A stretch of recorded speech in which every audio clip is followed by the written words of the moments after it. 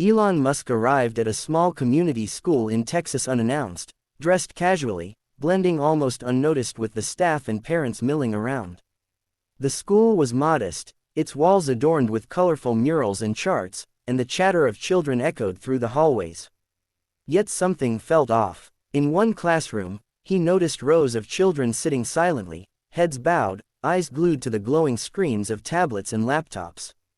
Their fingers moved almost robotically, tapping, swiping, and scrolling, while the faces around him showed an eerie concentration mixed with fatigue.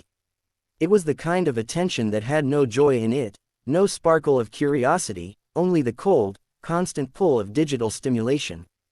Elon quietly observed for a while, noting the subtle ways the screens seemed to dominate the children's attention.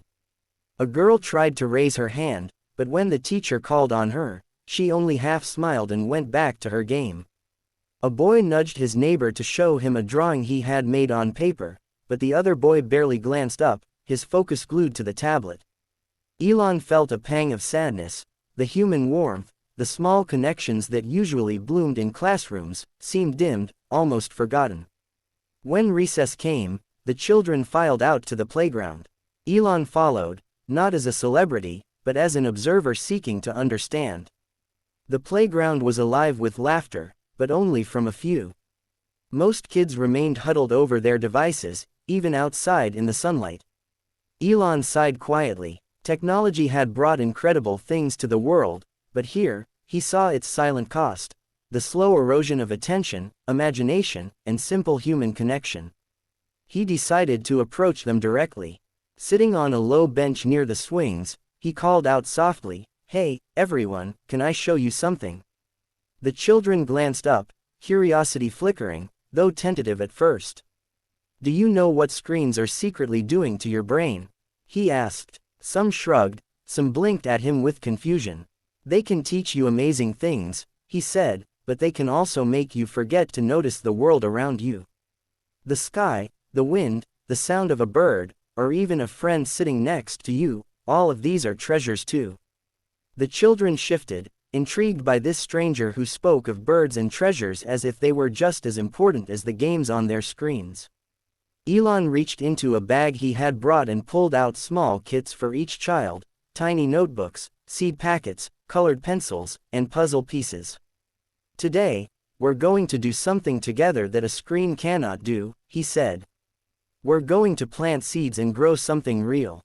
One skeptical boy raised an eyebrow.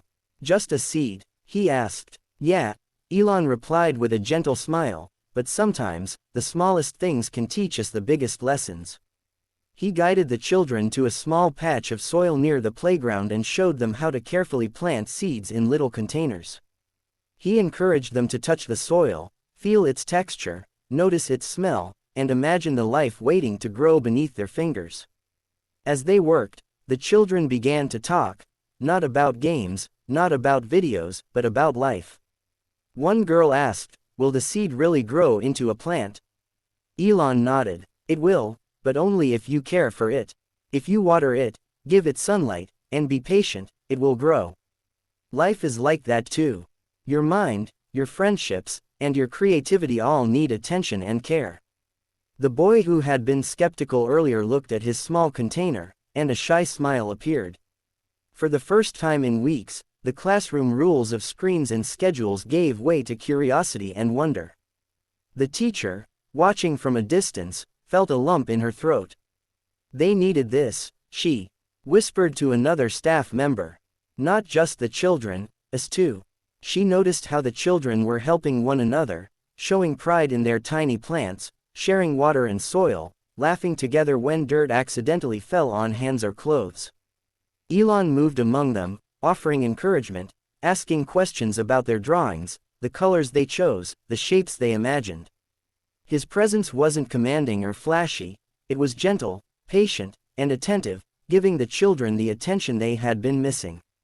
Time seemed to slow. The sun warmed their faces, a gentle breeze rustled through the leaves, and for a moment, the digital world fell away. The children were immersed in reality, their senses alive, their voices filling the air with genuine excitement. Elon could see their imagination stretching, small sparks of creativity returning after being dimmed by constant screen exposure. Even the quietest children found their voices, sharing stories of gardens they had seen, pets they cared for, or adventures they dreamed of having. By the end of recess, Elon had left a mark more profound than any lesson from a textbook. The children, energized and happy, returned to their classrooms with notebooks filled with drawings and observations, their minds buzzing with new ideas. The teacher approached Elon with gratitude. "Thank you. Sometimes, it's not technology we need, it's guidance, patience, and the reminder of what's real." Elon smiled softly, knowing that this small visit could ripple far beyond today. He had shown them that screens were tools, not masters, and that kindness, attention, and human connection were treasures that no device could replace. As he left the school, he looked back at the playground, alive with laughter, dirt-streaked hands, and bright eyes. These seeds, both literal and metaphorical, would grow. And in their growth, he believed, lay the future, children who could balance curiosity, technology, and the simple joy of life itself. In the weeks that followed Elon Musk's unannounced visit, the small community school in Texas was transformed in ways no one had anticipated. Children who had once been glued to their screens now approached each day with curiosity and excitement, their eyes brighter, their laughter more frequent. The small seed planting kits Elon had brought had become more than an activity, they were a symbol of a new way of learning, a reminder that life beyond screens could be just as captivating, if not more so. Word of Elon's visit spread quickly through local news outlets and social media.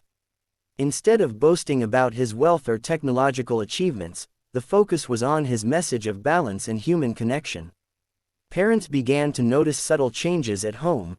Children no longer retreated immediately to their tablets after school.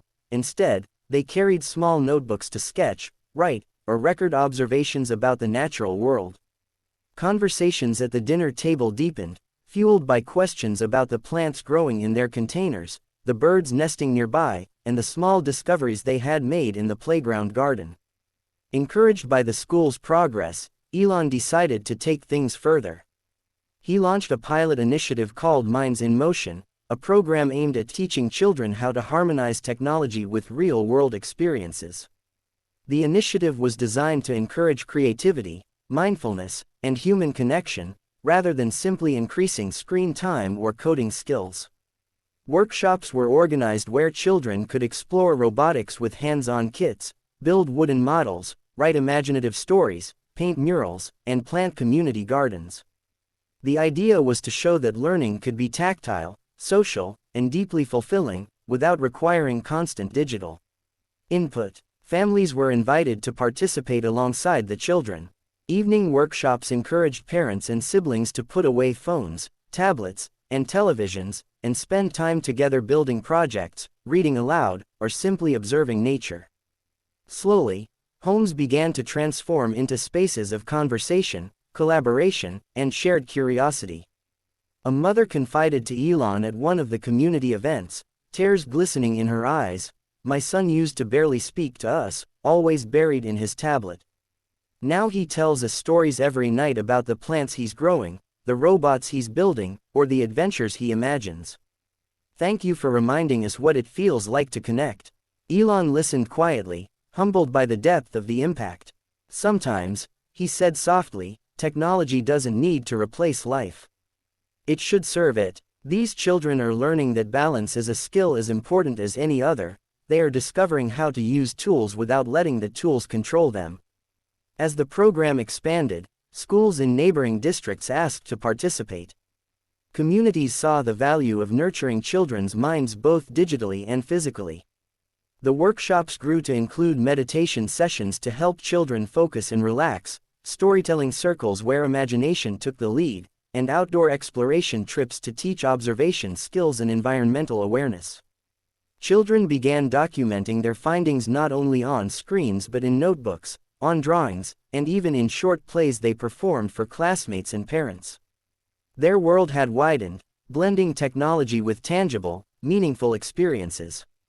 One afternoon, during a group gardening session, Elon observed a boy gently holding a tiny seedling in his hands. The boy whispered to his friend, "I hope it grows big and strong, like us."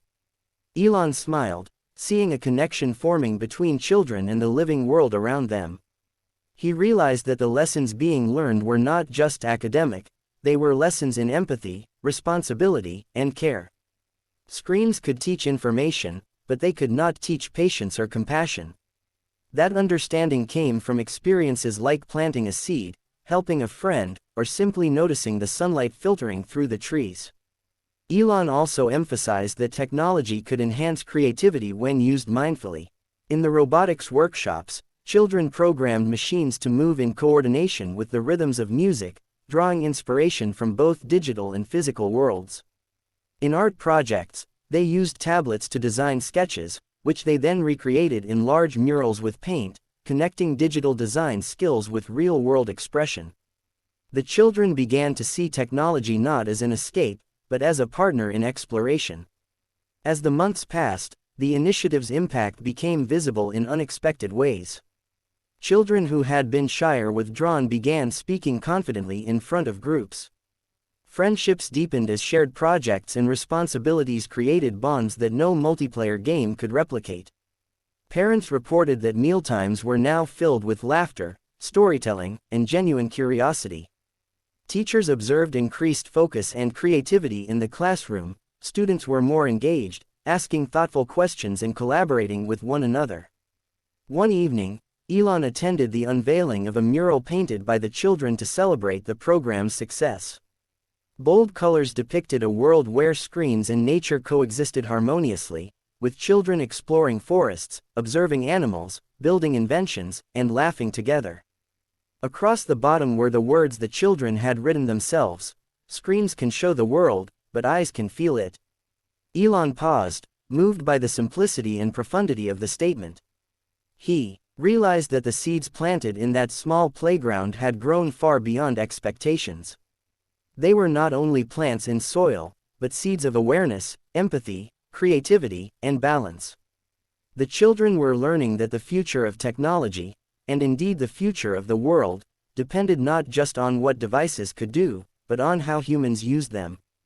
The greatest inventions, he knew, would be built by minds that remembered how to imagine freely, care deeply, and connect meaningfully. Elon left that evening with a quiet satisfaction, knowing that kindness, attention, and guidance had made a tangible difference.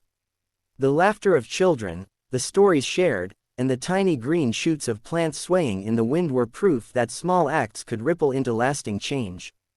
The world was complex, fast-moving, and digital, but it was also full of opportunities to nurture, inspire, and remind the next generation that the heart and mind are most alive when they are fully present.